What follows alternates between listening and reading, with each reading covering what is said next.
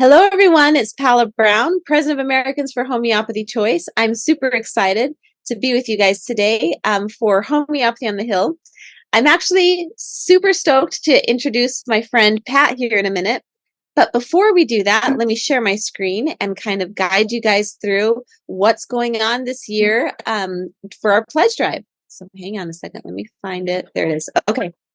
So our theme this year is Homeopathy Reboot. And we're talking about nurturing health naturally from farm to Congress. So our goal for the pledge drive is 45,000. And at the time of this recording, we have not started a pledge drive yet because we're recording this interview. So we'll be updating where we are at in the comments of this post, okay? And thank you so much for being here.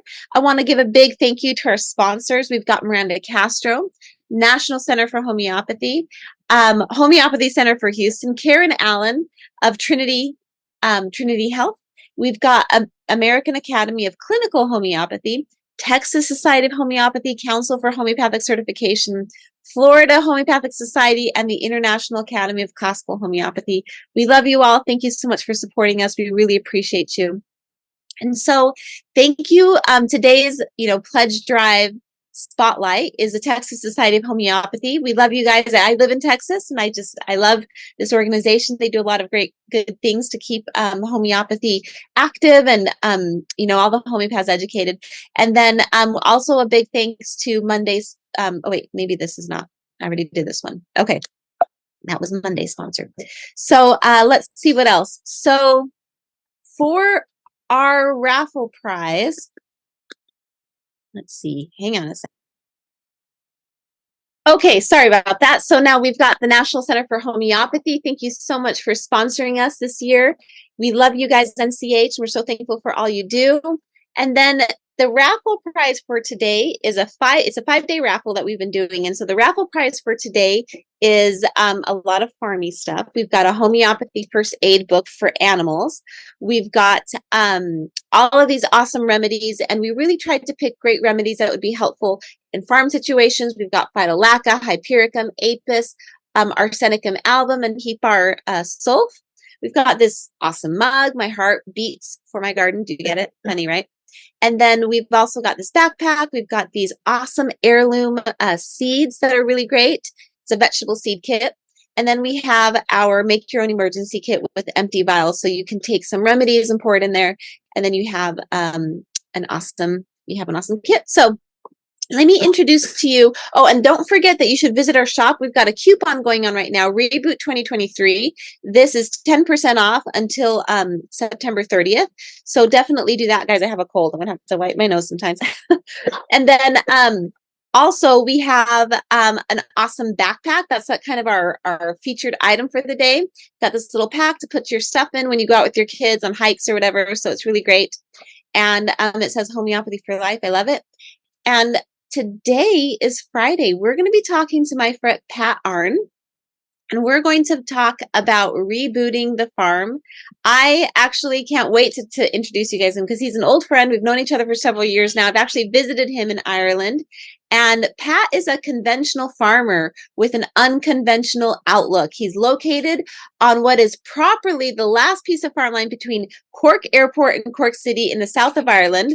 He holds the title of being the last farmer in his parish of, oh my gosh, these Irish words, I can never say them. Ballyfinnemini, a once thriving farming community and home to the famous CMP dairy. So we'll have to talk to him about that. He owns a herd of 90 cows under the prefix Anna Maria, named after his 2 daughters. And then both sides of Pat's family have been farming for well over 200 years. And Pat is the 3rd generation on this particular farm. I think that's so cool.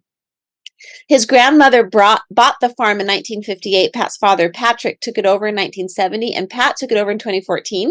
He started to explore a more unconventional approach to farming when he had a major outbreak of mastitis 13 years ago with 16 cases being treated at one time. And amazingly, he did get on top of the problem, but he swore that he would never subject his cows to the same level of antibiotic treatment again. So he's transformed his herd health and fertility while reducing antibiotic use through homeopathic approach learned over the past 10 years. So he's very passionate about a naturopathic approach for his herd of his 90 cows. And he really leads the way. He's a leading, homeopathic farmer in the UK. So you should totally follow him on Facebook, you guys, the homeopath farmer. So in the past year, he started to practice the administration of homeopathic remedies for the soil to help heal the soil and grow his crops. So he could probably claim to have grown Ireland's first ever homeopathic whole crop of peas, barley, and no chemical inputs. So he's also a national rep for Whole Health Ag, and you can check them out at wholehealthag.org. Let me see. I think that's it. Okay. That's it. That was a mouthful, but it was amazing. I'm so excited. You've come a long way. So go ahead and turn on your camera, Pat. And let's make sure you're unmuted. Hello. Yep. Hello. How are you? Have you? You've grown a lot. I was there. Did I come to your first meeting, your first homeopathy meeting in Ireland? That's right. Yes. You did. I did. You did, and your husband was transferring to a job or something in Hungary, and yes. Next when I get an email, I can go to your meeting. I was like, sorry, America, Hungary. How are you going to get to my meeting? And yeah, fair use to you. You just turned up. I did. Well, you see, when we arrived in Europe, I was like, we're going to travel. We're going to see this amazing, all these amazing countries. And I'm so glad I did, because because we landed and 2 weeks later, I was like, we're going to Ireland. Because it motivated me. Your meeting motivated me to book the flight, do it. Right. But I'm so glad we did, because I don't know if we would have seen Ireland otherwise, because COVID was not too far after that. And, if I had just dragged my feet, I would have missed it. And it was, Pat, Ireland was the most amazing, wonderful. We were there for almost 2 weeks, and it was so fun. we drove from one end of the island. We didn't go to the Northern Ireland part, but we just all the way through. It was really amazing. So yeah. You got a lot done after 2 weeks. I was amazed at how wow. Do you ever sit down? Do you ever? 1 minute you were having dinner in Bunratty, the next minute you were down on a farm. I was like, whoa.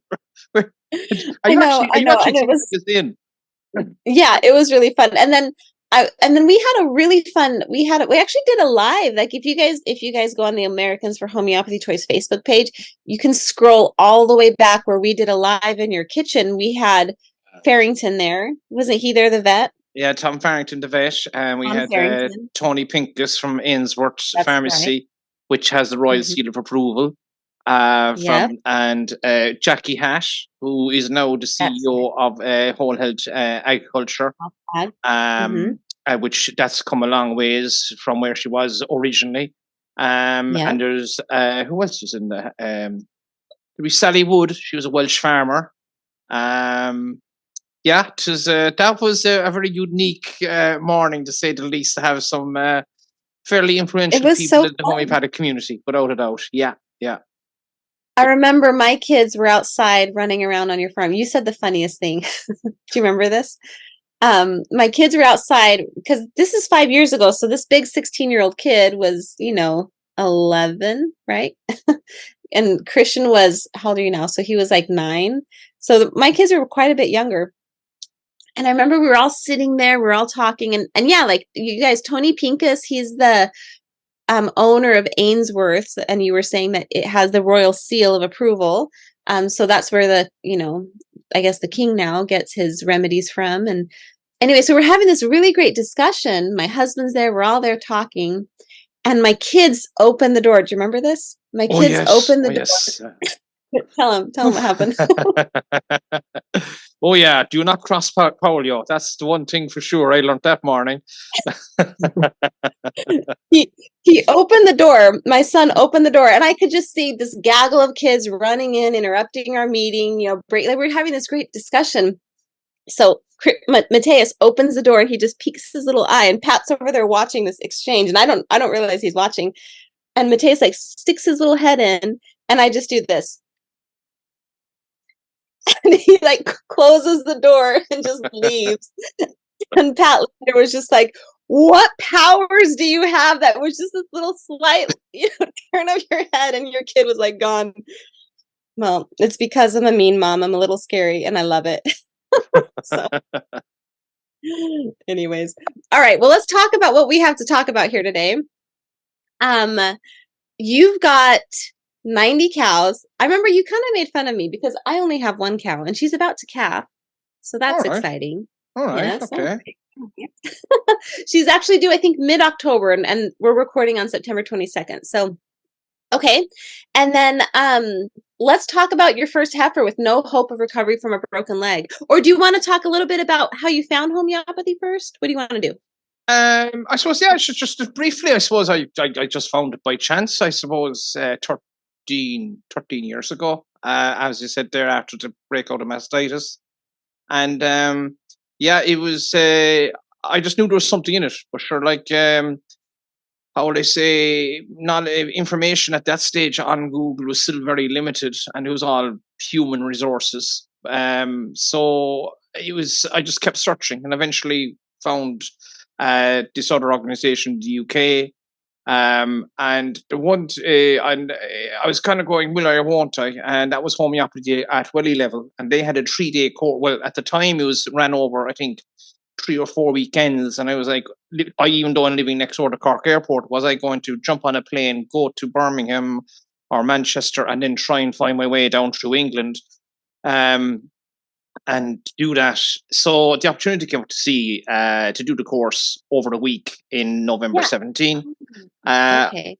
And I was just so you get to know, this is Homeopathy at Wally Level is another program where they train farmers about homeopathy. I got to do most of it. COVID interrupted it, but I was flying out there for my one cow. Everybody laughed at me. Everybody was like, one cow. But yeah, so you were able to do it in 1 week instead of keep coming back for multiple weeks. Yeah, it was a once-off residential course. It was brilliant, without a doubt. Like, it was full on for 5 days.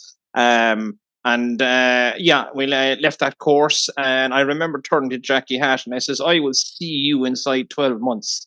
And she was kind of going, your man is still under the influence of alcohol. No, there's no, like, yeah, he doesn't know what he realized. And about 6 months after coming home, realizing that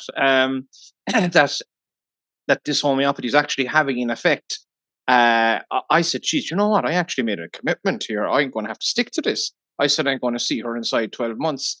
So long story short, we ended up in September of 18, and hey presto, Jackie Hash and Chris Auckland, they're the head vet with now Whole Health Agriculture. He was a tutor with homeopathy at Welly level. But now he's the main vet in that new organization, otherwise known as WAG. They were there, and we had a couple of other farmers. We had an information evening, and you were actually managed to be there, not realizing how much of an influence you were going to be having on my life.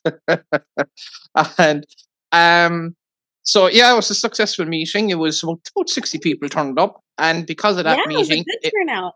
Yeah, it was. It resulted then 2 months later in the course, the first course being ran, which was the homeopathy at Welly level course, and that was ran over kind of 3 months. Now we're very lucky here in Ireland. We have an organisation called NOTS, which is National Organic Training Skill Nets, and as long as you're an Irish resident, you get a 30% discount on the course, which is a huge benefit, like a huge enticer to kind of make that leap.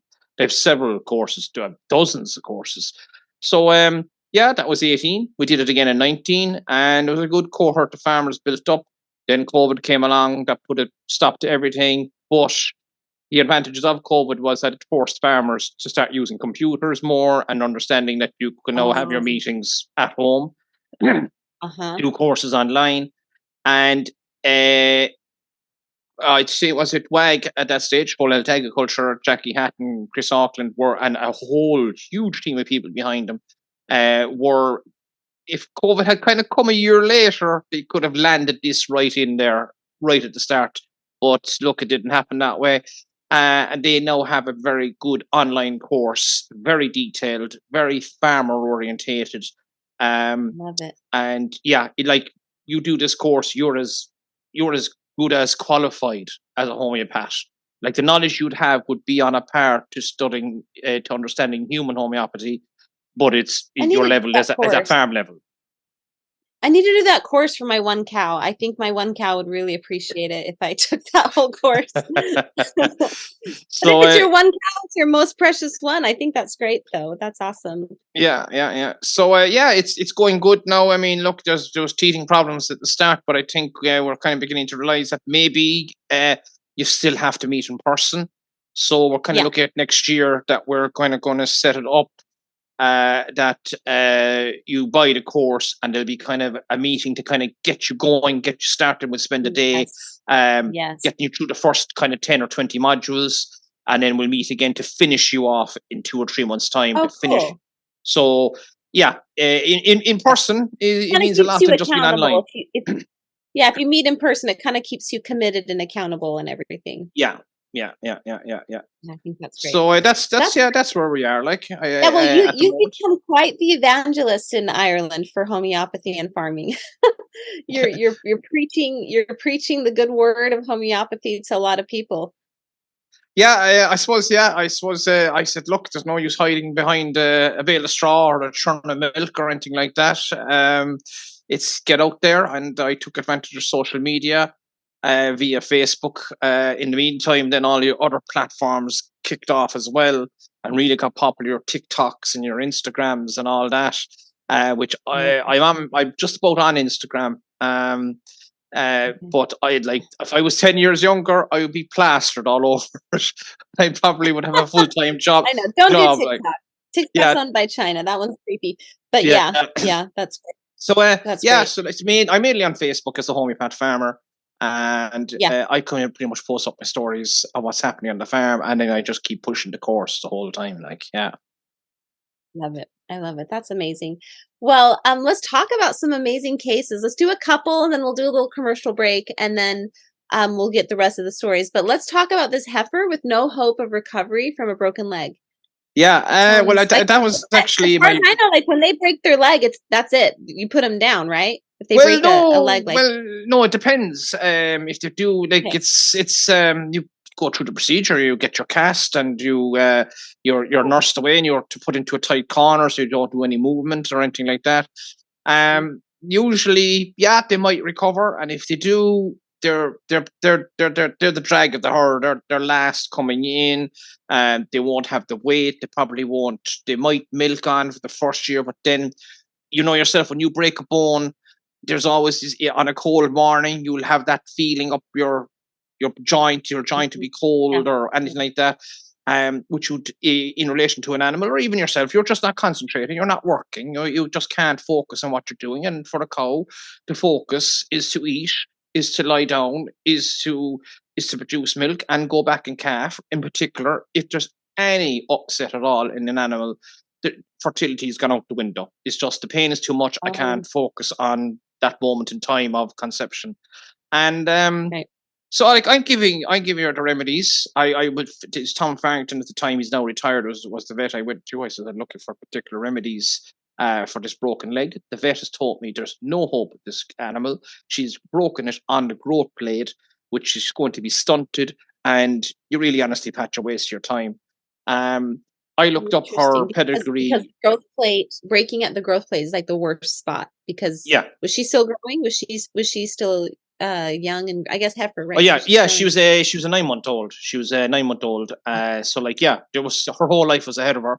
I looked up her pedigree records and her genetic record, and to be honest, she was the worst animal in the group. Like, she was like, why am I wasting my time with this animal? I said, you know what? I'm going to prove a point here. We'll just see, will this homeopathy work? So I followed the instructions, and about 6 weeks later, the cast came off. The vet says, Pat, honestly, I don't know why you do this. Like, that animal is not. She's going to be a non-runner. Like, I said, grand, we'll see. And it did look now like, I mean, her leg was flopping like this, and I was, because she had no pressure. She had, should we say, no muscle of sorts, I suppose. And but amazingly, after 24 hours, she's had putting pressure on it, and I actually have videos of this. And that was September. In November, she was back in the pen of 8 other of her cohorts. and you literally would find it difficult to find her at the feed barrier. She was always the first one up. She went out then that year, then the following spring, summer, she was out on grass out, and always in the middle of the munch, never again draggling. Her first lactation as a heifer, she was probably one of the top performers, and she was back in calf, and that was that 16? That was 16 actually, and she's still in the herd as one of the top producers. Wow. Yeah. Wow. So and she has her limp, like she actually has her limp, and she has, you can see where it's broken, and she just kind of walks slightly funny, but it's not it doesn't bother her. Yeah, it doesn't bother her. Like yeah. So you gave her Symphytum? Is that all? Symphytum, Arnica, Eubellus forellus, and the other one, Hypernicum. Okay. For nerve damage and just get the nerves initially together. The Symphytum, would be definitely, I'd recommend it for anything, anybody, of course, just to get the bone to knit better. And I think the Hypernicum was definitely a big plus, because that's where your cold weather comes in, and you feel that twitch and it kind of just niggling at you. That nerve pain. If you can get the nerves to heal up properly, that's 99% of your battle going forward in your life. Yeah. Oh, wow. That's amazing. Wow. Okay. So let's keep going. Let's talk about another cow. The one with injury, right? Yeah. I just a couple of months back, had a cow which they were just came into the parlour, they were milking away, and then this cow was down the back of the collecting yard, and she was literally lifting both legs, and she was twitching, and she was very uneasy on herself. And I was like, okay, am I going to get this animal up into the parlour? Will she fall down on me? And I took a chance. She was able to walk up, but very restless. Got her milked anyway, put her into a holding pen, and straight away she'd lit down, and she could see she's very restless, and she's getting up and sitting down. I was like, oh God, so we have a back injury here now. I said, what am I going to do? So straight away, I mean, the great thing is when you're using homeopathy, it just comes to you. You don't have to go off reprising. It'll just come to you, and you say, right, this animal needs Hypernicum straight away. And it was actually another man had come into the yard to look at a couple of cows' hoofs, and he looked at her and he was like, come here, that's a back injury, like she needs an antibiotic, and she needs an anti-inflammatory, and she needs a painkiller. And I look, and he knows that well, like I'd be fairly slow now to give an injection. And and I was like, I says, there's no need. I said, I'll just give her Hypernicum. So I was able to walk, and the easiest way to administer a remedy to a cow is either you spray it, or if you have to make it up there and then, or shall I say it's already made up in the pellet, it's just to dilute it down in water. And I just literally got... You put the pellet in a spray bottle, and then you shake it up and spray it. Do you have a spray bottle for each remedy, so you don't have to, like, do you have a Hypericum spray bottle, an Arnica spray bottle, or? No, like in a case like that, no, I'd have Arnica, Bellus forellus, and Hypernicum in one bottle. And in one bottle. Like literally what happens is then the animal would pull on the remedy that he requires. Whatever the body was requiring, it would pull on that one. And you have that dedicated spray bottle. It's always those three remedies in that bottle. Got it. Yeah. And but in this situation, I didn't have the bottle, and I just wanted to give just wanted to give just that specific remedy just to see what I get a response. Knowing, as we know with homeopathy, the single remedy dose, if you pick the right one, it's instantaneous. And I just literally got it into a small jar, put a bit of about 100 mils of water.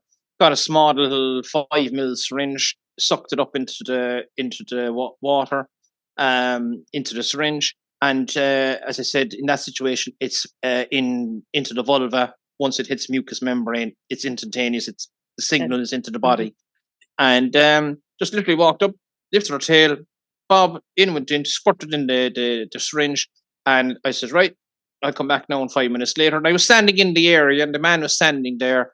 And she was kind of lying down. She's getting up. He's all skeptical watching this whole thing, I'm sure. So then 10 minutes later, filled up another syringe. And this time, and I knew I was on the right remedy straight away, this time she just stood there and literally was waiting, wanting me to give her the remedy.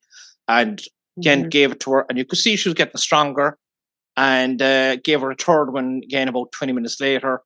And your man is standing there, and I says, no, I says, look at that. I says, and he was completely dumbfounded. He says, wow, there's nothing wrong with her. And I says, no. I says, that's the power of homeopathy for you. And you're telling me I need injections? No need, bye. I opened the gate and I left her off, and she wasn't a problem ever since. So how did you know she used hypericum of all things? Like I might have been like, oh, is it arnica? Is it did she get injured? Like, how did you right away know it was hypericum? What told you? Because first of all, she's twitching. So I said the nerve is trapped. There's a nerve could be trapped or something like that. So I just gave the hypericum to kind of, I suppose, whatever it does, it just releases the nerve. And it must have released the nerve. Now she came in that evening, and for two or three milkings after that, I then had my triple 3-in-1 bottle, my Arnica Bellus Paredes, and I just gave it to her. But to be honest, there was no need. There was no bruising. There was nothing. She was just, once the nerve was free, that's grand. She'd solve it herself. And that's amazing. Yeah. I love that. That's a great story. And that, guys, so when people in your community see how well homeopathy works, do they take it up and start using it? No, it's yes and no. Some people are fascinated. Other people just look. It's easier just to reach into the press and take out a Panadol or an aspirin. It's just easier. You don't have to think about it. Just that's it. Job done. And then they don't. Kind of like it's hard to teach an old dog new tricks, kind of a thing. Yeah, pretty much. It's kind of very disillusioning to when they see your results, and they see other results, and they see it all up on the Whole Health website and farmers' comments and all this, and they're fascinated. Well done, God, you're amazing, and then it just doesn't connect with them. I don't know. It's a very. I knew starting out in this, it would be a very slow burn that to convince. Like I suppose, actually, no. This summer, I actually had an open evening. There's a young farmers organisation called Macra na Firma, and a couple of farmers got on to me and says, "We'd like to pay you a visit." And I said, "Well, no." I said, "If it's the young farmers," I said, "I've hit the jackpot. I'm willing to do an open evening." I said, "I'll open my farm. I'll bring in speakers. I'll show you growing my whole crop without chemicals and using homeopathy," which I was really curious. The young farmers are curious. They're willing to try new things. Yeah. And there's a lot of change going on here in Europe and in particular Ireland, in relation to climate and in emissions and all that, and cutting back on chemicals and so on. So I said, this is going to be brilliant. I would have the attention, the ear of the young farmers. They'd be looking up to me, a guy creepy up in 50, and I kind of getting on in life, like, and so I organized it. I didn't push it myself. I decided to kind of stay back and let Macra do it, and they did advertise it and so on, and I kind of mentioned to a few other people. I said, pass the word around. I says, come up and look at my whole crop, come up how I have reduced my chemical fertilizer input by nearly 80% and still growing the same amount of grass, how my animals are healthier and all this and so on. And it was a very successful evening. There was about 140 people turned up. And they all walked away flabbergasted. Fantastic, you're amazing, Pat. And then it just pretty much bang, fell flat. No. You know what though? You have to know that you're planting seeds, because sooner or later that little thought's going to come into their head. Like, that guy Pat, he really was doing something, and here I am frustrated. Yeah, I definitely planted a seed. I suppose, look, they're young farmers, and again, like myself, only a short few years ago, you are the boy, and your father is the boss. It could be your mother is the boss, and they have successfully ran the farm and educated your siblings and put them through college, and you're coming along here with your harebrained idea of using sugar pills in water is not going to work. But it is. It is. Wait till they take over the farm, though. yeah. Hopefully, So that's interesting. Yeah, but Actually, then yeah, go on. Go ahead. No, go ahead. As I was saying earlier, the whole crop. Like I was planting, what we have now, the big thing on now is planting multi-species, which is different grasses and lignums and all clovers and that kind of stuff. So as to capture more carbon and get the soil rejuvenated and more microbiology going and everything else than just straight grass and growing it with chemicals and all that. So I was failing to get the grass to grow without the chemical input. So then a guy said to me, "Why don't you take a step backwards so as to continue going forward?" Which is literally plant whole crop, but plant peas with it as well, and the likes of your barley for your fiber and the peas for your protein. But the peas would fix the nitrogen in the soil and get the grass established. So it's like, so is that what whole crop is? What is whole crop? Whole crop would be your peas, your barley, your wheat. Oh, it's the whole thing. It's the whole diverse thing. Yeah. And then you have grass then underneath it. The peas fix your nitrogen. You've got your barley for your fiber. What else? Wheat and oats. You could put in all of that, oats then would be again a high protein. So you'd end up with your own homegrown produce without having to be dependent on importing high protein feed from far away. And basically, milk cows produce a lot of energy. That milk, they really need a lot of protein to kind of keep up. Yeah. And then you have the grass and all that, and so then I was like, okay, I'm going to do this, and I'm going to do it without chemicals, as in the peas are fixing the nitrogen, but I'm going to assist the plant through it. And what I didn't realize was that the pigeons in particular were mad for their peas, and they would literally clean a field, no problem, straight away on you. And so I turned around and I by chance came across Camilla Scher in Tanzania. She hosts. She's running Homeopathy for Health in Africa, and she's actually pushing homeopathy for soil. And she runs she's doing a lot of the agri homeopathy. Agri homeopathy. She's very good. She's kind of, we say, your first step on the ladder in relation to homeopathy for soil. She's very good, very approachable angle at it. So I got in contact with her, and she was excellent. She was really, really helpful, and she gave me her personal number, and I was WhatsApping her, and I was saying, what's the next step, what to do, and so on. So and this is the thing about homeopathy and doing the course, is to stand back and assess. Don't look at just the problem. What can you do? What could you do homeopathically to resolve the problem? So pigeons are landing, having a party for themselves, and I says, well, okay, most farmers would pull out the shotgun and start shooting all around the place, but they'll just keep coming back. Yeah, I could kill them all. Right. Yeah. I said, you put up a scarecrow, they'll eventually perch on the scarecrow to see you coming. Right. That won't work. I could put up a kite, I could put in the banger, that will drive the neighbors mad. So that's not going to work. And is a banger like a motion activated something that scares them? A timer. It would just boom, and then eventually they get so used to it, they'd actually be perching themselves up on top of the banger, and they'll know exactly when it's going to set off, and they just fly off it and boom, and then they land back down it again. Oh. God. So I was like, okay. I says, hold on a second. I want to put the energy. Homeopathy is energy. It's a signal. Right. So I want to push. I says, what can I do that could give a signal to the pigeons that you're not meant to be here? And I says, what's the predator? The hawk, the eagle. So contacted Camilla. I goes, could I do this? And she was like, yeah, no problem. You can get the remedy from, there's a company that she has here that she works with here in Ireland, which is very convenient in Dublin. And contacted them. And I says, look, could I get Falcon? I think it was called Falcon Eagle or something like that. It was remedy. I said, and I'm going to spray it. She told me then what to do. She said, literally just walk the headland and crisscross the field.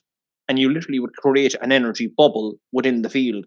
And that would be a signal. It would be radiating the signal that there's a falcon in the area. So I went in with 30C, and straight away, the numbers dropped, but they were still landing. And I goes, okay, no, isn't that it didn't work. I stopped looking at the pigeon as just the individual, as a whole. Look at them as individuals within a group, within a flock. So some of us like classical music, which is 30C. Some of us like rock music, heavy metal, which we'll call 200C. So I says, I'll up the potency, I'll up the signal. So I went in then with 200C and 30C, repeated the whole process, went back into the shed. As soon as I went, and I was able to look out from upstairs in the shed, and I went upstairs and I was putting away my sprayer, and as soon as I was gone, you could see them swooping in, and as they were swooping down to the field, it was like, whoa, whoa, whoa, whoa. They'd pull back up and they'd land on the other side of the wire. And they were kind of going, there's something inside that field. I'm not going into that field. Got a bad feeling. I've got a bad feeling about that field. There's something there. There's something there. And I'd say within an hour, boom, gone. They just dispersed. No more pigeons. You couldn't believe it. You'd have to see it. I've never heard of this. That's amazing. Yeah. Oh my gosh. So how do you apply it onto your field? Like, how do you, because it's just, I know it's a pellet, so, and a little spray gun isn't going to get you very far. So, well, like in that situation, no, it was, the first couple of weeks in June were really dry and hot. It was a drought situation. It did stunt the plant, all right. And I was saying to Camilla, I said, no, hold on. I said, this is not going to work. I said, because she was in her course, she said, you just literally would spray it in the four corners of the field and it will travel through the ground, as in the moisture in the ground, the signal will travel. Oh, interesting. You don't have to spray the whole field. Well, you can, like what I originally did was to strengthen the plant was when I planted it, and after a week it started coming up. I sprayed silica, and then seaweed extract for trace elements and minerals. I put out in again homeopathic form, which was nitrogen, phosphorus, and potash with the sprayer. But and I said to Camilla, I said, I can't keep going into the field with a tractor and sprayer. I don't have what we call tram lines to go down the field. I said, this is going to be a grass field, so I'm going to be trampling on my crop. And she goes, oh no, it's no problem. Just get yourself a knapsack sprayer and spray it in the four corners. And I said, but that's not going to work either because there's no moisture in the ground, so it's not going to travel. And then hence she explained, well then create your bubble by walking the headland and crisscross the field, and you create literally a bubble over that field, an energy bubble, a signal over that field. So even during... So you're saying, okay. Let me review this. What's a knapsack sprayer? So a backpack. A backpack. Oh, okay. Yeah. Okay, so you're saying she said just spray that in the four corners if you were in a drought situation, and then the remedy gets wicked up into the rest of the field, basically.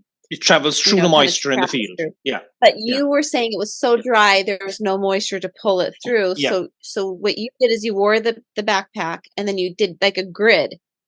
I walked the headland. Well, not like in America where it's 200-acre fields. This is just a 5-acre plot. So I walked around the edge of the field. Okay. And literally, and then crisscrossed the field. When I say the field, the paddock, which was a 5-acre paddock. Uh-huh. And I crisscrossed it, and I created it. Just kind of so you did a full border, and then you kind of went up and down. I went just went from one corner to the other, and then went from the other corner to the other corner. So an X, I just created an X, and that was it. Okay. Yeah. Wow, how cool! Yeah. And that was with your backpack sprayer. Yeah, okay. And I spray. I originally what was it? I sprayed the heat remedies, arnica, not arnica. God, I'm gone blank now. Or sol, belladonna, so as for the plant to cope with the heat.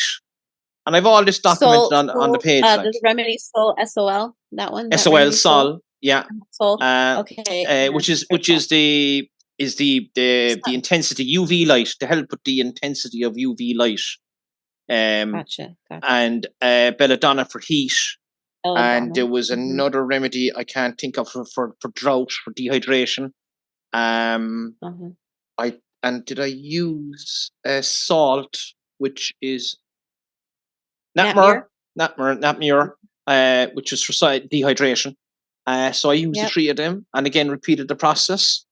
And then, as I said, that was done. And you can, luckily, then it did start to rain. The problem was it didn't stop raining for the rest of the summer, which was great for dairy farmers. It was a bit of a bummer for the tillage farmer. But when it did, the plant, its vitality, its vigor it wasn't whacked from the heat. It just, once it got the moisture, boom, it exploded. It just explosion of growth. So it's like like during the drought, it was like not growing super fast, but it was doing okay. And then when you got that rain, it just was like, we're ready. Yeah, it was ready to hit the ground running. Whereas my other neighbors, it took a week or 2 for their crops. And a big problem this year with tillage farmers is that the barley and the straw of the tillage crop was short, and they couldn't actually make ground bales with it because it didn't get the height. It didn't get the height. Yeah. So could you see like your field, and like look across the fence and see your neighbor's field and see a big difference? Well, no, not in that situation. But no, yeah, I got onto a neighbor and I said, "Could you send me your photographs?" And he did. And like, shall we say, mine was on a par with his, but the difference was his was loaded with chemicals. He had pumped it with chemical fertilizers. So mine was on a par. So they looked the same, but his was poison. Yours was healthy. 100%. Yeah. There you go. And that reminds me of people a little bit, because you'll walk down the street and everybody looks fine and healthy and everybody looks, normal, but you don't know what pills they're taking, like all the drugs they're on to prop them up. And here we are just like, we're fine. Like we are not taking anything, and it's very similar. And it's the same. Like, and everything, everything begins and ends with the soil. We've originally come from the soil. We eventually became humans, and then we eventually die, and we go back to the soil. And like our food, so in other words, our animals are eating the nutrients and everything from the soil. They are producing the milk and the meat and so on. And let you be vegan, you're producing the crops. If you're eating those type of products, how were they farmed? Was that product in the package chemically produced? How much chemicals? So are you doing the world a favor by being a vegan? 6.5 dozen to the other. So if you really want it to be, this is where homeopathy, and it is being internationally recognized. They realize that the quickest way, they're beginning to realize, but as I said, old habits die hard. That if we're to really tackle the climate situation, it's homeopathy is going to get us out of this one really fast. Oh my gosh. Yes, absolutely. It's such an important part. Well, let's take a break real quick, Pat. I'm going to do the commercial break. So I want to talk to you a little bit more about the history of farming with your family. I think it's super fascinating that your family's been farming for a long time. And then let's go through several more cases. You've got 3 other ones here that I want to go through. So, okay, thank you. Go ahead and turn off your camera, and I'm going to share my screen. Guys, thank you so much for being with us today. I'm really enjoying this interview with Pat. I knew it would be a great one. We are on day 5 of our homeopathy reboot. Now, we had to record this session because Pat is all the way in Ireland, obviously. And so the time zone and everything makes it difficult. So anyhow, really excited to have this. And our goal, we are trying to reach 45,000. And so we don't have the actual how far we are along in the goal, but we are going to put that information in the post where you're watching this video. Thank you to all of our sponsors that I mentioned at the beginning of the presentation. And then a big shout out to the Texas Society of Homeopathy, as well as the National Center for Homeopathy. We are so thankful for you guys. And then I'm going to bring another homeopathy advocate that we're going to be talking about their work. So here we go. Okay, I'm super excited to introduce to you our Bear Pack commercial and our hat team commercial. This is Veronica. Veronica, how do you pronounce your last name? Comchero? Comerchero. Machero. Okay. Yeah. And so tell us a little bit about yourself and why you take the time and energy to volunteer for us. Well, I am from Oregon, so hello from Oregon. And I came to Americans for Homeopathy Choice at the suggestion of my naturopathic doctor. So I really had no idea about the issue at hand. But, well, I'll just back up a little bit. I had developed a severe digestive disorder and consulted 3 different medical doctors, and each medical doctor had me do different tests. They each gave me a different diagnosis, and they each prescribed a different medication. And so I really didn't know what to do and decided to consult a naturopathic doctor, which is something I'd never done before. And so he is also a homeopath. So after my extensive initial visit, he administered a homeopathic remedy. And within 2 days, I noticed a significant improvement, but the issue was still lingering. So, based on my reactions to the first remedy, he administered a different remedy. And within 2 weeks, this issue I'd had for 3 years resolved. And I was overjoyed and just gushing with gratitude and just really loving homeopathy. And he said to me, "Veronica, homeopathy needs you." I'm like, "I hardly know what homeopathy is." What do you mean? And so he directed me to Americans for Homeopathy Choice. And I just looked it up on the website and joined the hat team. Here I am. That's wonderful. I didn't realize that actually this is a really good tale to tell all homeopaths. Like, you should definitely be talking to your patients and sending them to our advocacy work, or your clients, because it's so important. For a lot of families don't even realize that this is going on, and especially if they're in love with homeopathy. So yeah, my doctor told me, he said to me, he said if this was early on, he said if I couldn't use homeopathy, I would not want to be a doctor. And I'm like, well, I really want you to be my doctor, so I'm going to do what I can to protect access to homeopathy. I love that. So you actually wrote a little poem that, kind of shares your feelings about all of this. So would you read that to us? Sure. And I wrote this because I think right now there are a lot of calls to action out there from different groups. And I thought maybe this would reach people who were kind of becoming desensitized to these other calls to action. So many right now. And yeah, and also I think it's easy to get really focused on the issue and maybe lose sight of what is inspiring us to invest our time. So, okay, so it's called Remedy. Okay. Greetings. We're the remedies up here on this shelf. We're in these little vials. Come and meet us for yourself. We are homeopathic, a word derived from Greek. Get to know us better if it's wellness that you seek. Medicine so gentle, unlike any other. We can safely treat your baby and your dear grandmother. Easing pain and suffering, ending trials and tears. We've been used around the world for hundreds of years. Made from things in nature, we're not convoluted.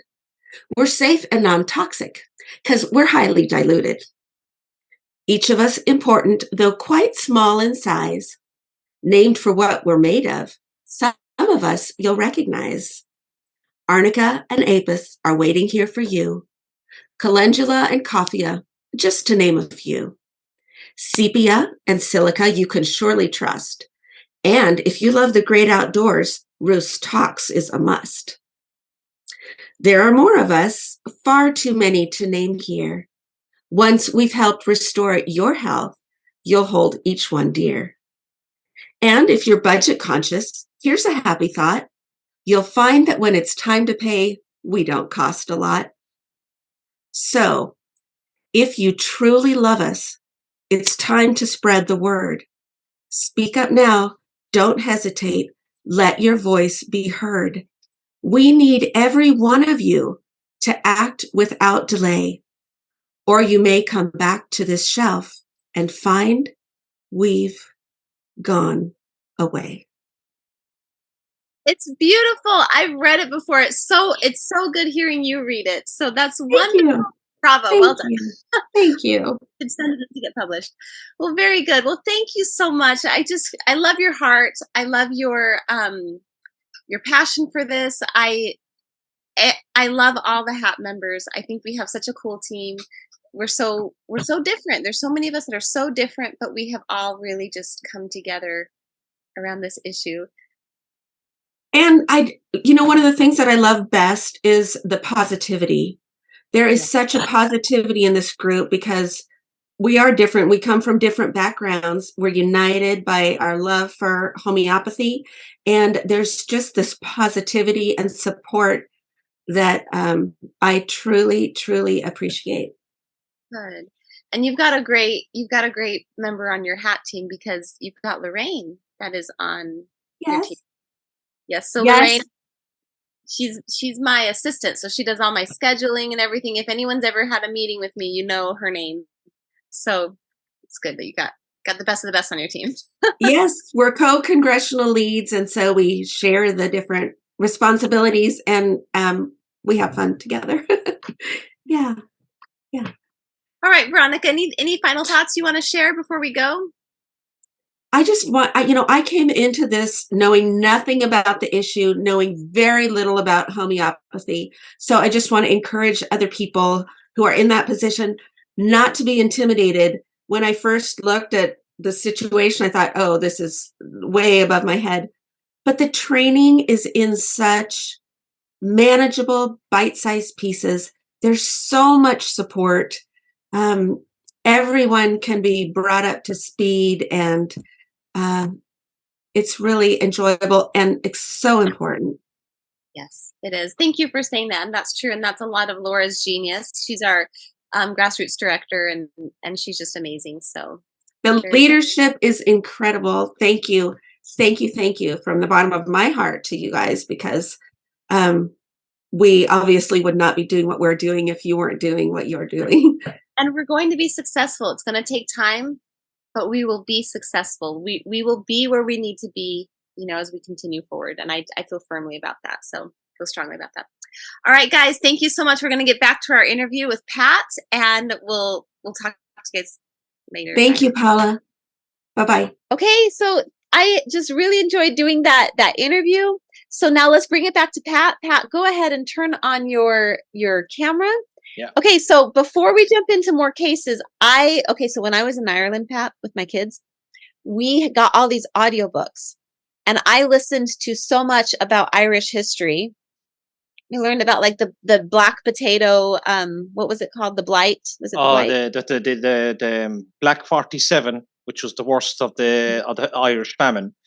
Yes, the Irish famine. Yep, there you go. I even learned about like the Northern Ireland and the England. There's a lot of drama there. My goodness, between Ireland and and then anyways, it was fascinating. The whole thing was so fascinating. We listened to tons of Irish folk stories and fairy tales and everything.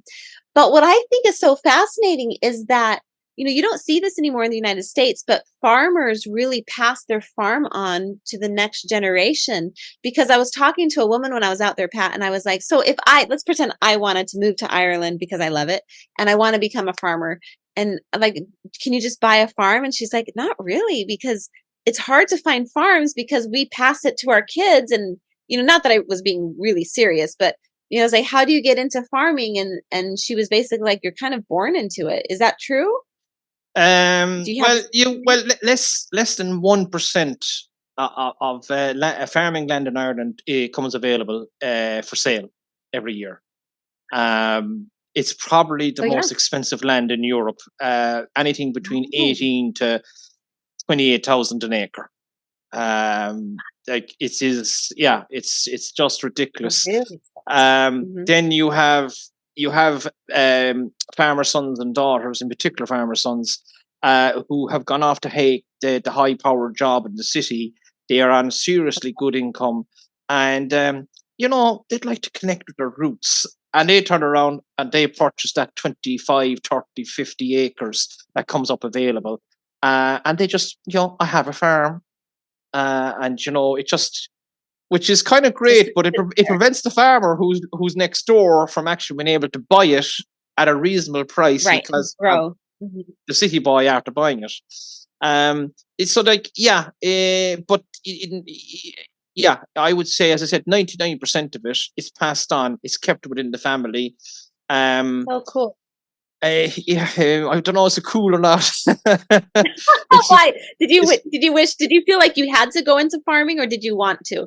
No. By choice I went into farming. I just wanted to. I don't know, the urge. I mean, I'm living next to the city, and I have the airport on the other side of a wire fence, so I can milk my cows in the morning, and I can no problem walk onto the seat of an airplane within 15 minutes.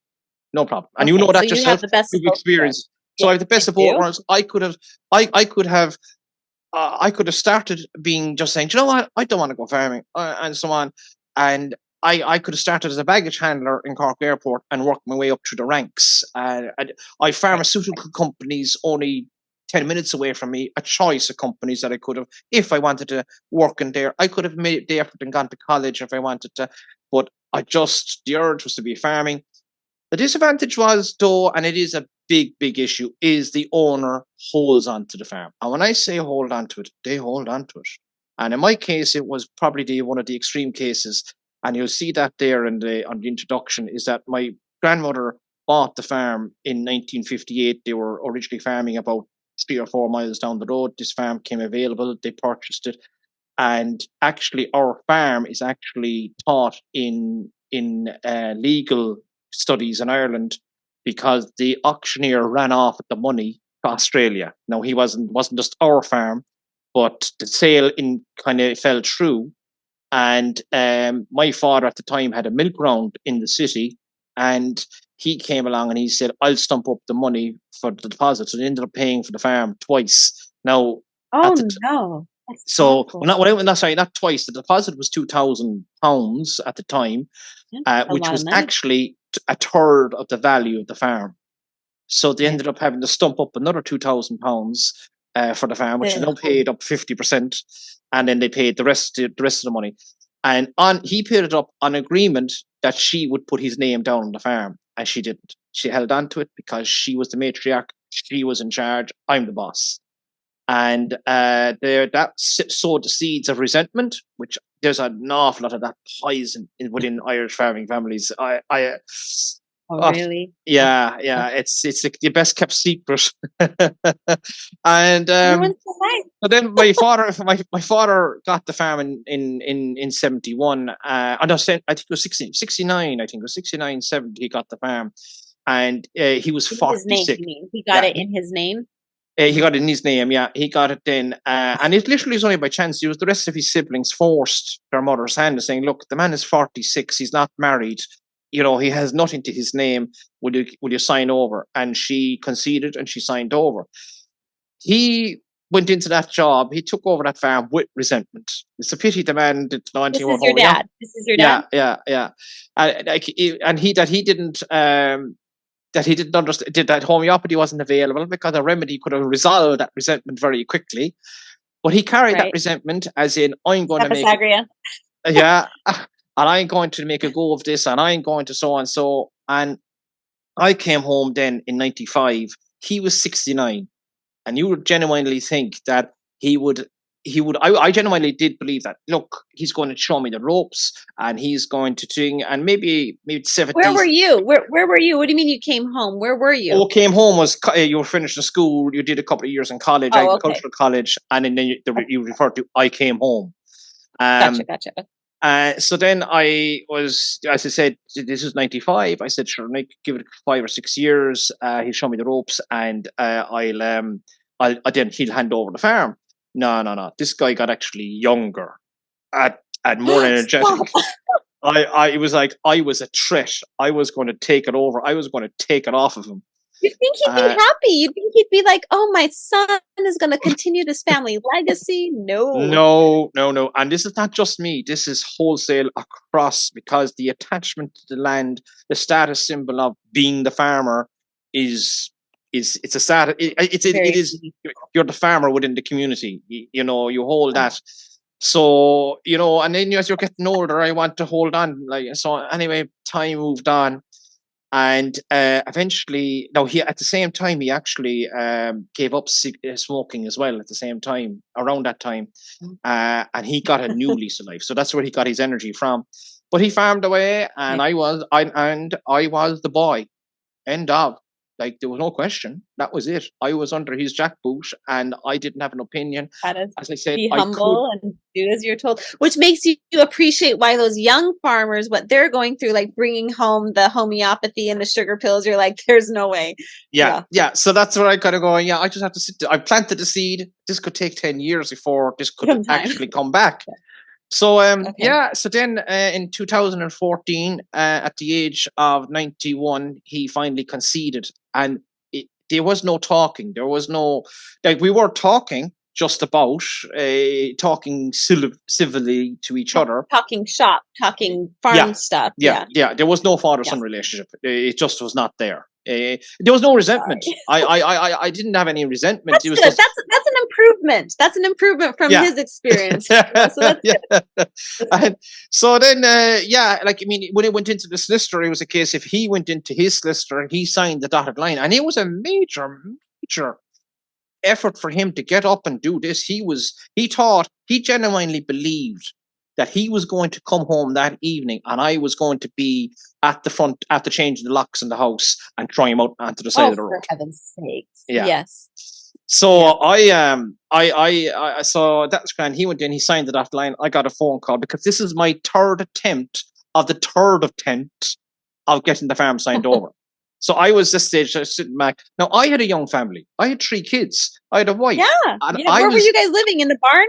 I had a house. That house that you did. I had that house, and yes, I did have 40. He did buy an opportunity to buy, as I said, the rare opportunity to buy land near you came up, and there was land, 40 acres came up about maybe 10 years previously, and he did That's only for tax purposes. He bought that in my name, but I was still the boy. But it was not yours. It was not mine. Oh no, and it was. On paper it was mine. If anything went wrong, I was responsible, even though he did it. Right. But anyway, that's fine. Credit. Yeah. So I then turned around, and he, as I said, he went in, he signed, he came home, and he was in utter fear that I was going to throw him out. That never happened. I went in, I got the phone call, it's signed, come in, sign on your side. I came in, signed it, and it was an anticlimax. It was like, I just signed, and that's it. He goes, yeah, you're the owner of a farm. Congratulations. I was like, where's the cheers? Where's the hug? I need a hug. Oh, no. And came home, and I milked the cows that evening, and he didn't come out. And he pretty much didn't come out for about a week. And he was mourning. Yeah. And eventually he came back to me through somebody else a year later. He said, I genuinely didn't think he'd make a go of it. And he thought I was going to fail. There was these sad things. And that's what has pushed an awful lot of sons and daughters off the land, because the father or the mother refuses to. It's all about power. It's all about this. But interesting. I never would have guessed that. Yeah. But then just to finish it up on this, and this is how ingrained it was in his head, and as I stressed, not just him. This is anybody right. And there he was on 3 days before he died on his deathbed, and he said to me, biggest mistake I made is I stopped working. I was like, it's you were sooner or later we all die, Dad. You were 91 when you stopped milking. I know, and that is when I started to get old. Just like it does. No, it's like no. Dad, I said, you never lost it. You never lost it. Like, and right. no, right. he did have a point. He said, like, yeah, if you do stop working, you do get old. I guess so. Yeah, but that doesn't mean you should be the owner until you're 91. Right, exactly. That's so interesting. So do you have siblings that wanted to farm, or were you an only child? No, my sister was there. She went to college, and she's a teacher, and she's on the farm. She built a house. Usually what happens in Ireland, you buy, you're granted, you're given a site, and which is it's kind of has been very handy in a way, because I suppose again our families are next to each other.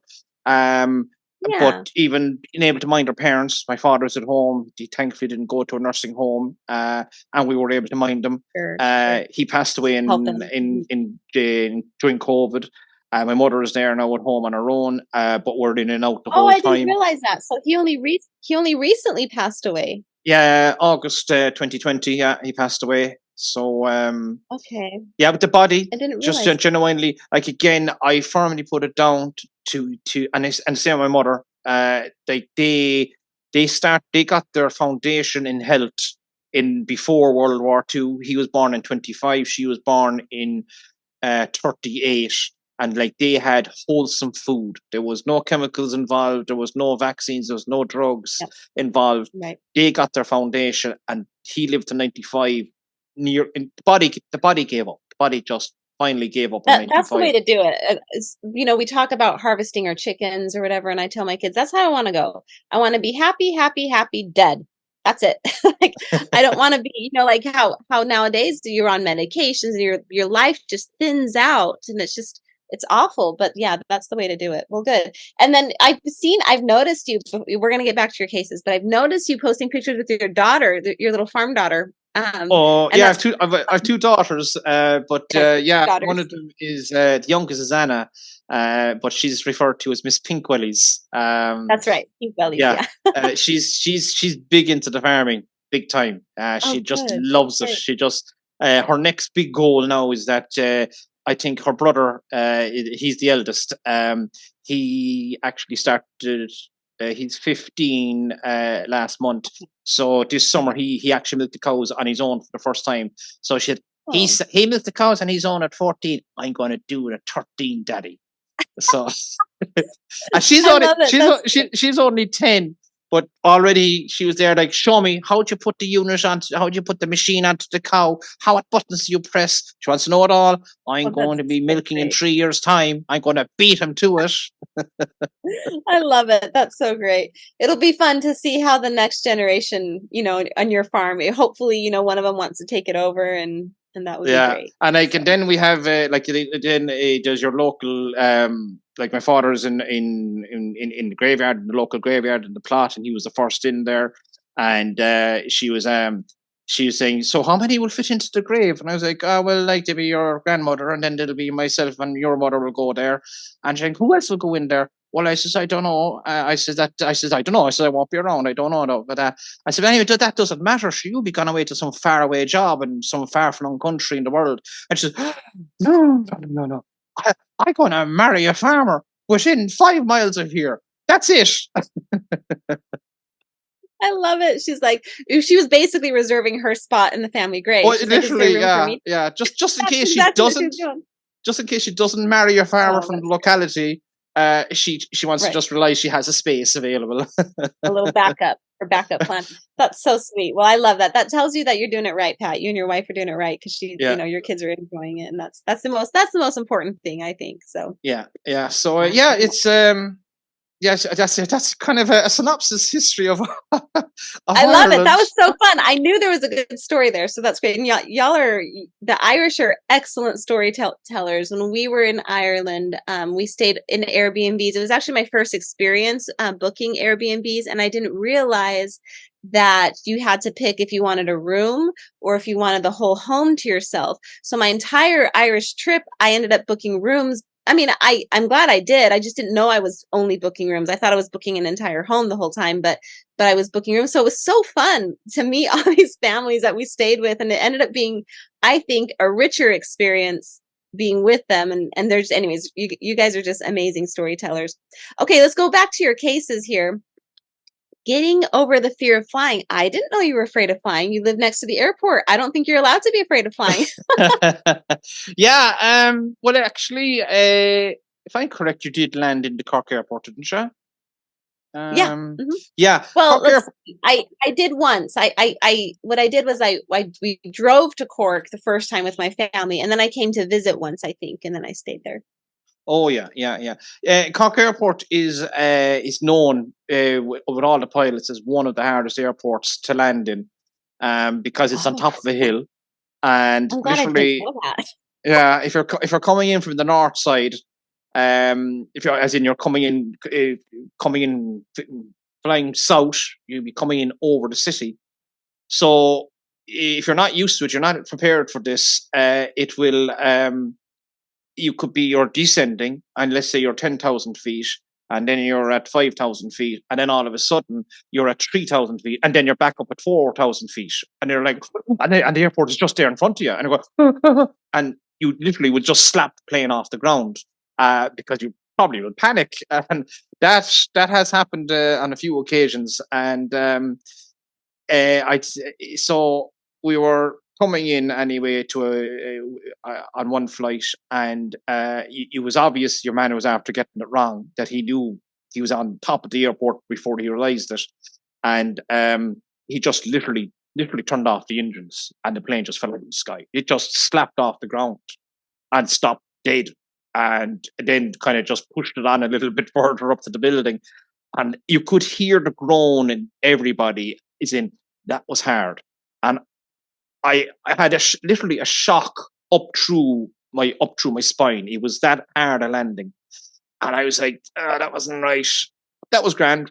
Got on it. I was well used to flying, and over the years, I was getting more and more nervous, unknowns to myself, realizing I was getting more nervous, but I was kind of suppressing it, the whole problem, not addressing it, and I was showing all the symptoms of anxiety, anticipation, and all this, which was literally checking everything. Do I have my passport? Do I have my plane tickets? My bag packed? And this could be literally 2 days beforehand, the day beforehand, the hour beforehand. Put everything into the car. Go back into the house, check everything, come back out. Did I put the same case in the car? I did put the case in the car. Do I have to repeat? Did I go to the toilet? Oh no, I didn't go to the toilet. Then I back in. Even though I had gone to the toilet 5 minutes beforehand, I still go again, just in case. So then you're up to the airport, you get through the whole procedure of checking in and so on, get through your security, and then you're sitting down, and then you're like, did I go to the toilet? I think I'll go to the toilet just in case, because if I don't go to the toilet, then I'll be in the queue, and then I could be sitting here and blah, blah, blah. Your head is just racing. This spinning, is building. Spinning, yeah, spinning the whole time. So eventually, then landing, takeoff. Will he have is the runway long enough? Will he be able to take off? Then landing, is the runway long enough? Will he land it? Will he miss it? Will the plane land on the ground? And literally, I am holding on to the seat. Went from reading the newspaper and not listening to the air hostesses giving the instructions of your flight safety, like literally reading the paper, yeah, whatever, yeah, that's grand, read away, to literally eyeballing them, watching everything, having the safety chart out in front of me, and they reading it, and I following every word. Okay, the life jacket is under the seat. Yeah, the life jacket is definitely under the seat. Oh yeah, no. Right. And that's grand. And then we get through the flight, and then, long story short, this is a legitimate fear of flying. Like, you weren't just like, I'm afraid of flying. It was like, I almost like, this is built. That's crazy. Yeah. So then we had our first family holiday, and my son was sitting next to me, and I took was it that year? Yeah, I again hadn't clicked. I knew I had a problem, and of course I had to try and put on a brave face. Anyway, the plane took off, and we landed in. That was no problem. Just about got over it. And then when we were landing back home, I literally was literally at the point of ripping the armrests off the seat. Now, if I was under the influence of alcohol, there would have been an air rage incident. I was that bad. I was literally veins bursting out of my neck, perspiring, shirt was soaking wet, hair was soaking wet, and I was palpitating. I literally sucked to the back of the seat, and my son looks at me, I don't think you're enjoying this, are you? And I was like, and I looked down at him, and then the plane lands, and I was like, okay, we made it. Oh, that was okay. And that was it. I said, never again am I going to have that repeat. And I just wasn't joining the dots. And then, of course, I was living next to the airport, you see the planes taking off and so on. And I kind of going, what is it? What is my problem? And the following, so then I was giving AAA remedy to the cows. So here's my farm next to the airport, the plane's taking off, and I'm giving them AAA. Tell them what AAA is aconite, arsenicum, and arginine, which is covering pretty much the three basics: anticipation, anxiety, and I don't know what the other one. Anticipation, anxiety, and fear. Something, yeah. So it covers all three bases. So I said, so then here I'm.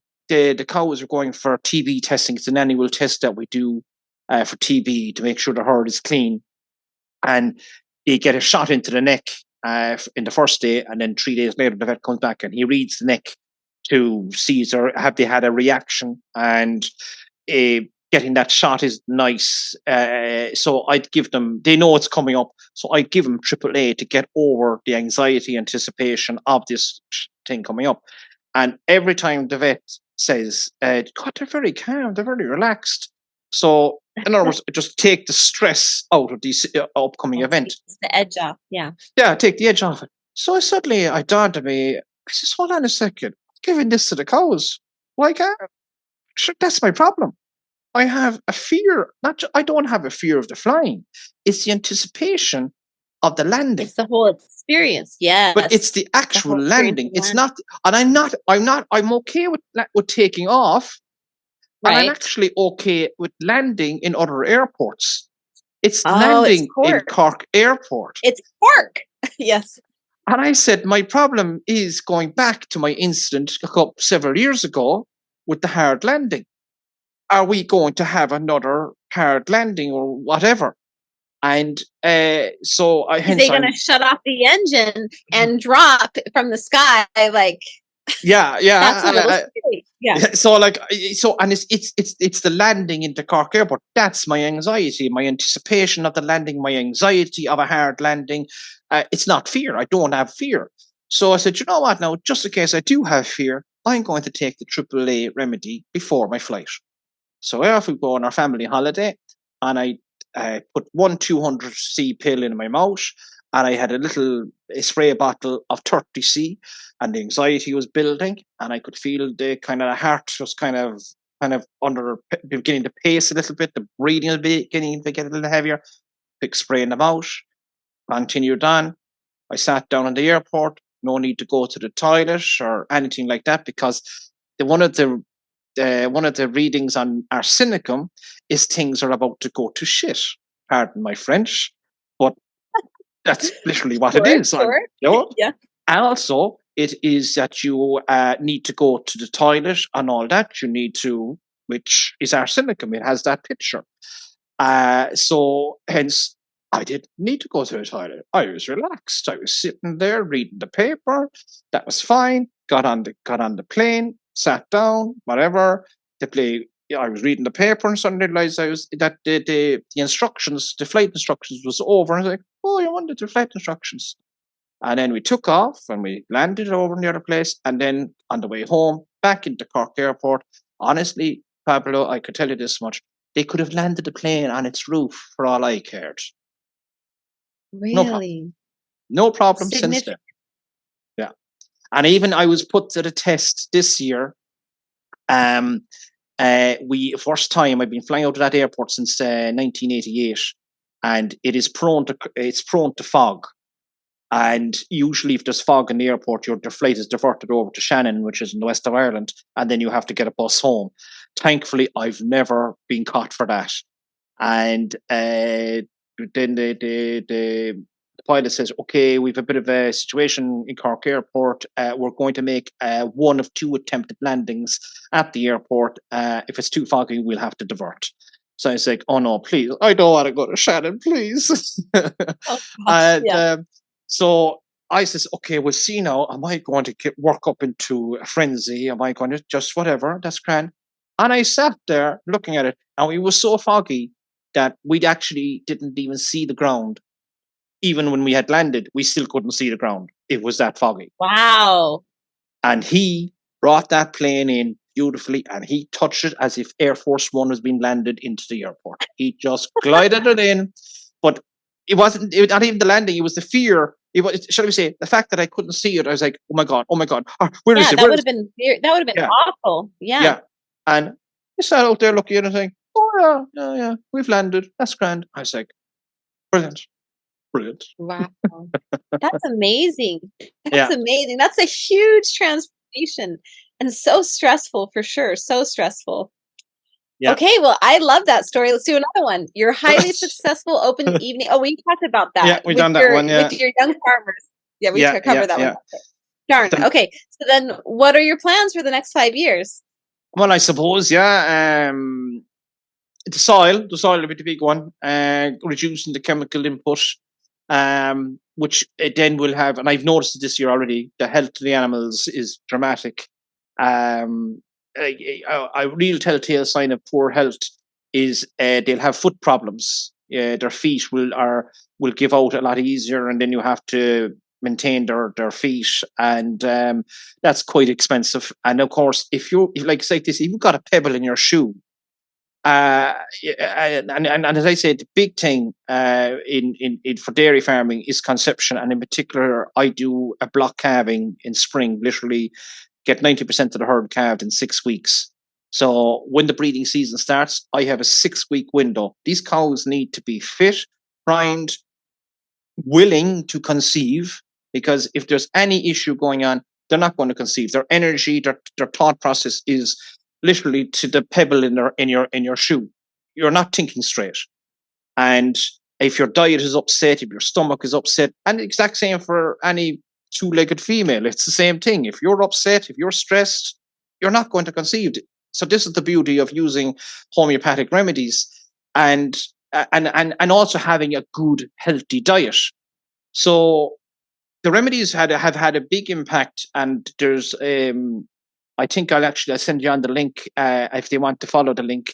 Is I did a webinar earlier in the year about my fertility journey with my herd. Oh. And I think any of your viewers are to watch that and just say, hold on a second, if you can do that with a cow, well then why can't homeopathic remedies work for me and my partner, my husband, in us conceiving and having a family? What's the website? I'll send you the link, but it's on the Whole Health Agricultural website, but I'll send you the link that goes directly to that webinar. And you can post it up later. I'll send it on later today. But I go through it step by step, what remedies I use in every step of the farming calendar to make the cow's life as easy as possible, as stress-free as possible.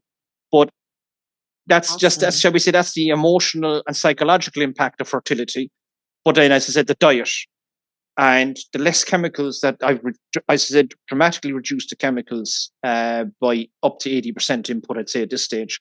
And I noticed dramatic improvement. I would say I would get 2 or 3 cases where I'd have to lift the legs once a month, and I've only had to lift 2 legs. 2 cows had to be seen to already so far this year, since January. 2 legs, that's it, compared to 2 or 3 a month. So that's great. So I want to show them some of these things here. Hang on, I'm going to share my screen. I'm going to sneeze too. I have a cold, guys. All right, so here I'm on the Whole Health Ag website.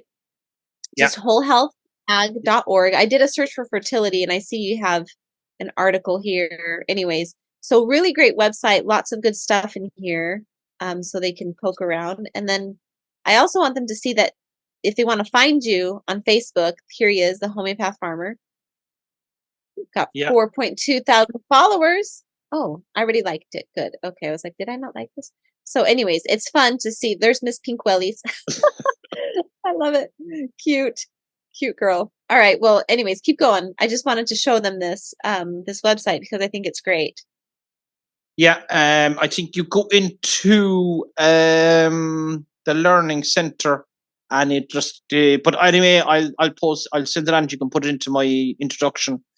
Okay. And it'll go directly to it. And but again, as I said, not just with soil and food and animals. It's the food we eat, good quality, chemical or dramatically reduced chemical input food. Is the way forward for environmental health and human health, animal health, human health. That's Jackie and Chris. Yeah, Jackie and Chris. Yep, it's great. It's so fun. You guys are doing amazing work. And there's Chris, right, and Jackie. Yep. So there's some of the other farmers. Then Tracy Simpson is based in New Zealand. She's come on board now, and she's farming over 3 farms, about 750 cows with her husband. And so successful was the homeopathy in the farm, the opportunity came up for her to actually purchase the business she was buying the remedies from. And is that what is it called? Farm support. Homeopathy Farm Support, I think it is. Homeopathy Farm Support. So she's the one that took that over. I used to buy it when Tinica was. I used to buy remedies when Tinica was running it, but now Tracy is. That's great. That's great. They have a really great dairy farming book. They do for homeopathy. They do. I really like their book. Yeah. So that's awesome. Yeah, I have just about every book made on. You should write one. You should write a book on homeopathy for the dairy farmer. So anyways, I love cows, Pat. I don't think you realize this. I'm so busy lately that I've been listening to a lot of different audiobooks, but I don't have time to read them. But the last book that I sat and read was The Secret Life of Cows. Yes. Book. Yeah, I read that one. You read that one? Yeah. Oh, it's so good. And anyways, I love cows. I think they're really wonderful. So this is so fun. I have loved talking with you. It's been really great getting to know you over the years, and we disappear and then we check in again, and so it's really nice to kind of catch up and everything. So I really enjoyed it. So is there anything else you want to share with us before we wrap it up? No, I suppose it will definitely without a doubt pay a visit to the Whole Health website. And even like yourself, you've only one cow. Let it be one goat. Let it be it be whatever. The course is for you. Buy the course. Right. It's just even for your own. I'm gonna do it. I'm totally gonna do it. I love it. Yeah, because for me, like even if it is just one cow, she's that much more precious to us then. Yeah. Because we have, I would like to have 2. We have a homestead that we have, and we're trying to get to it permanently, but so we can have 2 cows, or even more than that, but so they have their mates and they're not so lonely, but they're even that much more precious, so you really want to know what you're doing with them and help them out and everything. So very good. Well, I'm going to be doing, so our cow out here, so the cow is not mine, it's my friend's cow, but the calf is mine. So we got her bred and everything, and so we're going to be doing the coliphylum to prepare her for birth. Oh yeah. Or I think you say colophylum, right? Is that how you say it? Colophylum is what we say, yeah. And your so, arnica, and if you give her the arnica Bellisporellus and Hypernicum in 30C, so that prepares her. So wait. Arnica, Hypericum, and coliphylum, how soon ahead of time before they give birth? Like she's due mid-October. Oh, I'd be giving it at least 2 to 3 times a week, right up until starting now. Yeah, definitely. Just put it into drinking water. Just put it into her water, and that's it. Job done. And you don't need to, like what I do is I would have 100 ml tub with about maybe 50% alcohol and water, as in vodka, and about maybe 4 or 5 pulilits inside in that. And you just suck up a 10 ml syringe that is for that particular tub. Don't be using the one syringe for all different remedies, or else just put a small pour a small bit into the cap, and then get your, well, in here in Ireland we have 1 or 2 or 3 litre milk bottles, or a drinking bottle, any bottle at all. Have it labelled that it's that particular bottle for this particular combination remedy. And just fill it up with your water from your tap or from whatever. Put in your cap full into the bottle, and as you're walking over to the bottle, in your case, your animal's little drinking trough, you're just shaking it in your hand as you're going along, just like that, and then you're just pour it in. Job done. Pour it right in. That's it. I love it. Okay, very good. Well, I'm trying to think what else. Oh, I have another question before we go. So the first time she calves, I don't worry about milk fever usually, but usually after that, I've been told that I've never had a cow with milk fever, but milk fever is basically, if you guys don't know, is when the dairy cow gives birth, they start pulling calcium from their bones and they can develop something called milk fever. So you're supposed to give them calcium, magnesium after they calved, or right before they calve, because then it can help prevent that. Do you do anything like what do you do for milk fever, whether it's homeopathy or not? What do you do to prevent it? I give Cal Mag and Cal Foss in, I think it's 6C, or I think it's 6C potency, and again potency. That's about 6 weeks after, 6 weeks prior to calving, and about a good 6 weeks post calving. Again, because they're just drawing down calcium, so you want them to be able to absorb. So you're doing magnesium. You're doing the 6C magnesium, 6. Yeah, it'd be your tissue. It's your tissue salts. In other words, it's whatever those particular tissue salts. There's 12 tissue salts, and 2 of them are Cal Mag and Cal Foss. Calc Mag. Oh, I don't know that one as well. Calc Mag and Mag Foss. Okay. Yeah, I think it is anyway. Yeah. So then you're giving them, so that even if they do get milk fever, they will respond faster to you than giving them the actual bottle of calcium that they require to get them up again. They'll respond faster, and also they don't have a sudden drop or collapse as they usually would. It's a slower onset. So it's magnesium phosphate. That's the one. Mag Phos. That's the one. I got confused. So you give him Mag Phos, and then you give him, what was the other one? Cal Mag. Calcium, okay. Magnesium, in this, yeah. Well, no, I mean, of the 12 tissue salts, there's just Mag Phos. That's one, and then you probably do Calc Phos. So you call it Cal Mag because you're saying one and then the other. Yeah, I'm probably getting them just mixed up with the actual substance. With the bottle. Right. Your Cal Foss. Yeah. Yeah. Okay, cool. And then you do it just after they calve? Again, you're just kind of maybe 2-3 times a week. That's what I do with the herd. And then do you actually... Right. And then do you supplement them with actual calcium and magnesium as well? Like not homeopathic? No, that'll be just homeopathically, and then you see they'd be getting their they'd be getting tissue salts anyway as well. Tissue salts is critical, pretty much right through when the stresses are on, stress of birth coming up, stress of post-birth, stress of fertility. So you're doing all 12 leading up to birth? Yeah, all tissue salts, your 12 and 1 tissue salts. You put them in. The bioplasm. Yeah. So you put all them in, and then your post-birth, then immediately after birth, your hypernicum, your arnicum, your bellus pallidus in 200C, because she's just after a major traumatic event, and that will help with the healing process very quickly. And then that would do in your case, just a single cow, that'll be fine. I go 30C then for about 6 weeks, kind of 6 weeks post the last cow calving, for the simple reason, just in case I missed a cow or I didn't give enough 200 or anything like that. I probably wouldn't need to go that far because I can keep an eye on just one cow. Yeah. So Cool. the best thing to do is actually look at my own video, my own webinar, and I go through all the remedies. That'll give you a good indication. That's the fertility one that you're going to send me the link to. Okay, awesome. Because I need a refresher. You know, when you only have one cal, like I've done it before and I knew everything right before, but now I need a refresher. So that'll be great. Yeah. Okay, well, awesome. Well, thank you so much for being with us. I'm going to wrap it up. You stay right there and go ahead and turn off your camera and we'll chat after I finish recording here. Okay. But I just want to thank everyone for being here, part of our pledge drive. I wanted to thank the National Center for Homeopathy for being a sponsor.